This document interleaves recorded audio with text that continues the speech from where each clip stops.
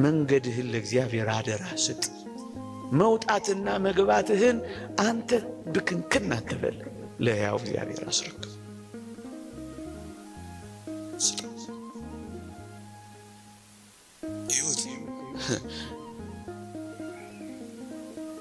እጅግ ብርቱ በሆነው ጠላት ቤት ፊት ሞገስ እንዴት እንደሰጠው ተመልከቱ።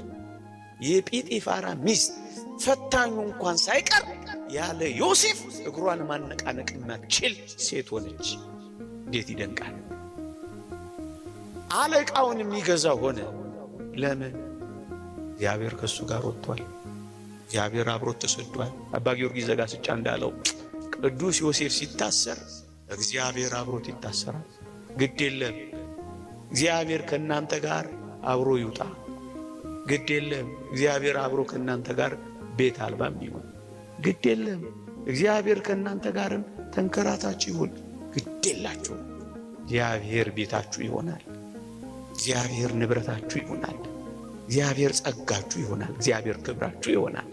በሚመጣ በሚሄድ በሚሞቅ በሚቀዘቅዝ በሚሞላ በሚጎድል ነገር ደስታችሁን ካንጠለጠላችሁት፣ አዎ ሐዘን ይቀጠቅጣችኋል።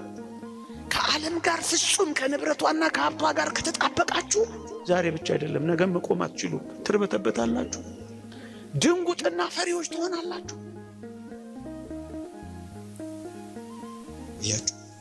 ስለተጣበቅንባት እኮ ነው የምንደነግጠው። ሁሉም ነገር ቋሚና የኛ ስለሚመስለን እኮ ነው የምንሸበረው። ይሄ ደግሞ ለዓለምና በዓለም ለሚኖሩ ሰዎች ይመቻቸዋል።